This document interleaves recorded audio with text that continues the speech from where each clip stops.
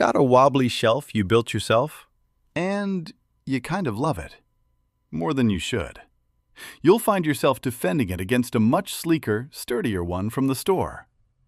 Why are we so fiercely proud of our own, slightly wonky creations? You finally finish it.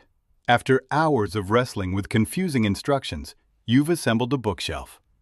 Or you've built your own gaming PC, cable managing until your fingers were sore.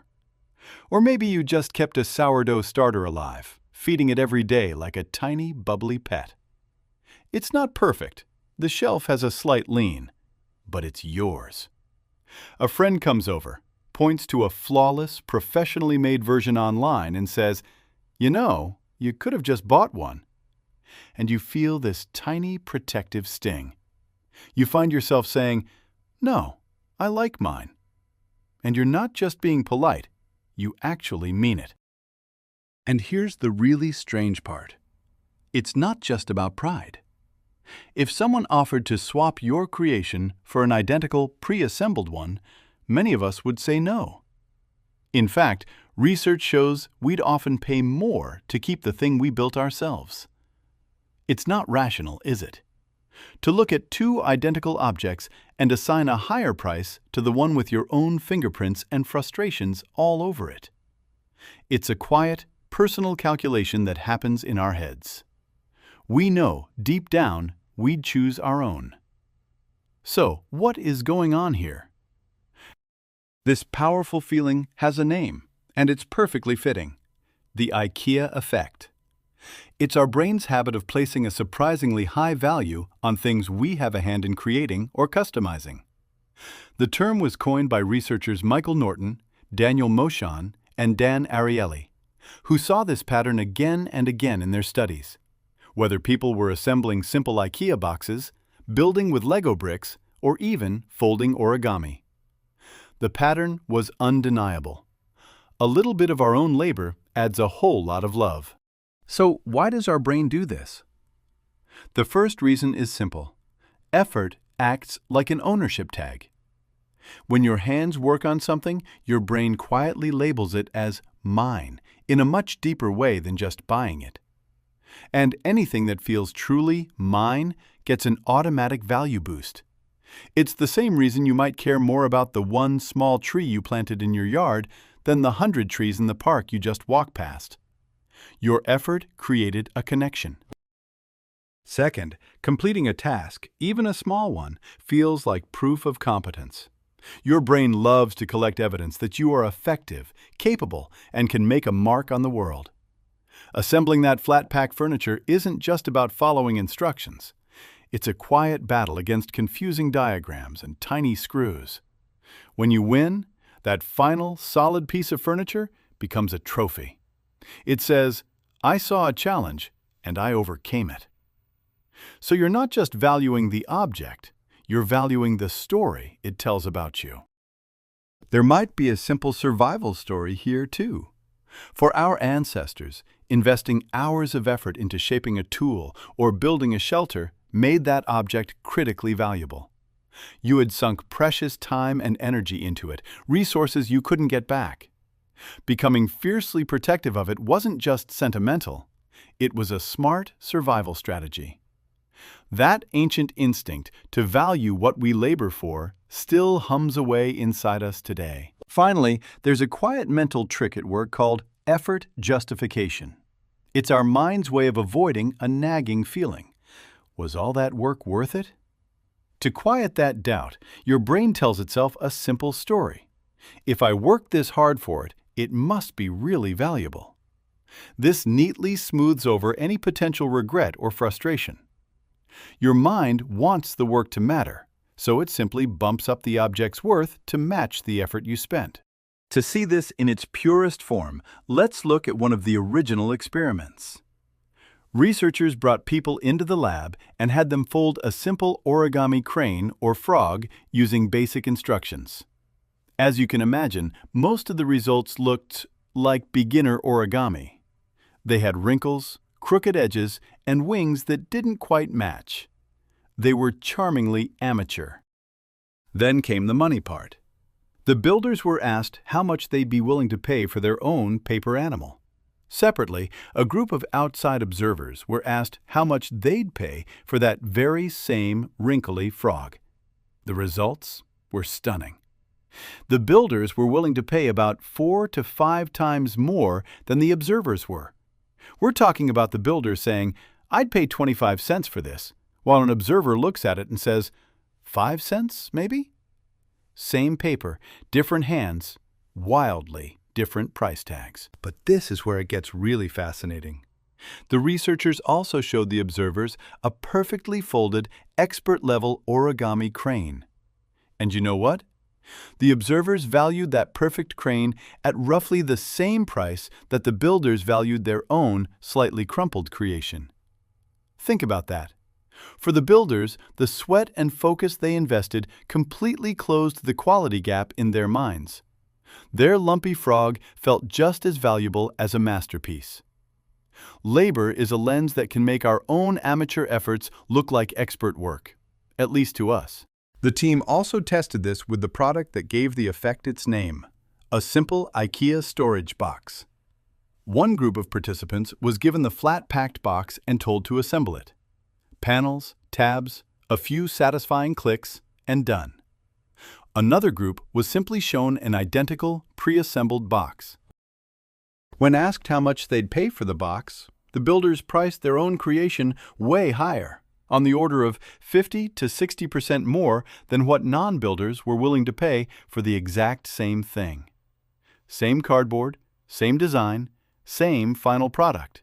The only difference was a short 10-minute history of hands-on work. Across all these studies, from IKEA boxes to Lego sets, one thing was critical. You had to finish the job. When people clicked that last brick into place, the feeling of pride surged, and the value they placed on their creation went up. That final click is like a tiny trophy for the mind. But watch what happens when you take it away. In another version of the experiment, just as someone finished their build, the researcher would either take it apart right in front of them or tell them they wouldn't be able to finish it. And just like that, the magic vanished. The value premium almost completely disappeared. This shows us that it's not just about effort. It's about the feeling of completion. Done is the switch that turns the pride on. Now, the fun part is, you don't need to build a house to feel this bond. The effect kicks in with even a tiny amount of labor. Just picking the components, choosing the color, or turning a single screw is often enough for your brain to say, "Hey, I helped with this." And that small contribution can be enough to significantly boost your sense of attachment. Marketers figured this out decades ago. In the mid-20th century, the first instant cake mixes were almost too easy. You just had to add water. Sales were okay, but not great. So marketers tweaked the recipe. Now you had to add water and crack a fresh egg into the bowl. That tiny bit of extra work made people feel less like they were cheating and more like they were actually baking. Sales reportedly soared. It's the same trick used by meal kits today. You chop one onion, you plate the dish, and suddenly you feel like the chef. Companies lean into this all the time. Build-A-Bear Workshop has sold hundreds of millions of stuffed animals by letting kids do a tiny part of the assembly. You choose a heart, you step on the pedal that fills it with stuffing. You pick an outfit. That small amount of labor transforms a generic toy into your bear. It's why we'll pay more for custom sneakers we designed online, even if the only difference is the color of the stitching. We didn't make the shoe, but we made it ours. You see this magic all over modern life. Think about the great sourdough boom. Millions of us were at home, feeding our bubbling starters like they were finicky pets. We kneaded, we proofed, we scored our initials into the dough. And when those first loaves came out of the oven, often a bit flat, a bit dense, a bit weird, we held them up like trophies. We swore our lumpy, chewy bread was the best we'd ever tasted, even if the artisan bakery down the street made a technically perfect loaf. Why?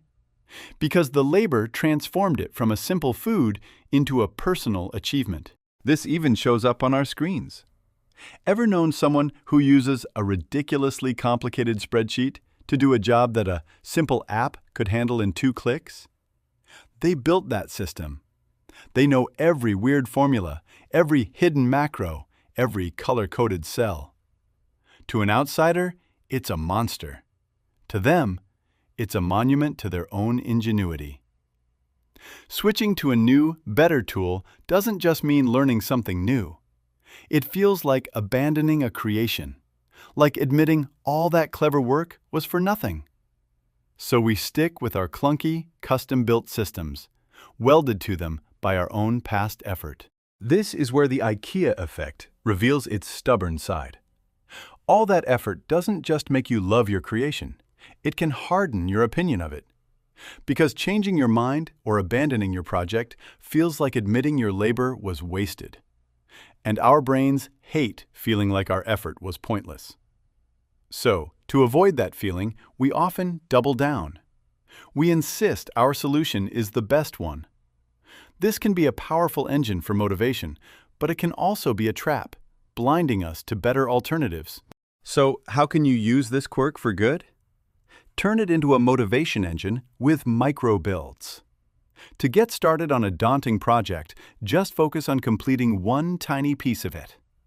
Don't write a book, just write one perfect paragraph. Don't build an app, just design the logo. Don't organize the garage, just assemble one shelf.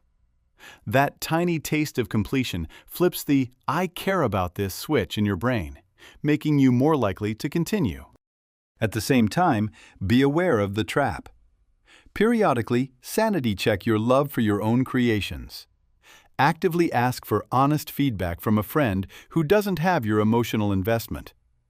Place your version next to a high-quality alternative and try to look at them with fresh eyes. The goal isn't to crush your pride, but to make sure your love isn't blinding you.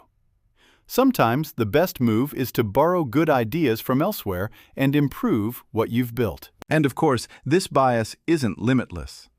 If the task is too frustrating, if the instructions are impossible, or if the final product completely falls apart, the love can quickly curdle into rage. The effect works best when there's a good chance of successful completion. Also, novices tend to get a bigger pride boost from their work than experts, who are more likely to judge their creations by objective, professional standards. So yes, your effort adds value, but it can't make a pile of splinters feel like a chair. So that priceless feeling you get from your wobbly DIY shelf? It's real. It's your brain's ancient, useful, and sometimes tricky habit of tagging labor as love. Now that you know about it, you can use it as fuel to get started on hard things. But also remember to step back and make sure your creation is truly working for you. Build a little, finish a little, and keep making things that make you proud. See you next time.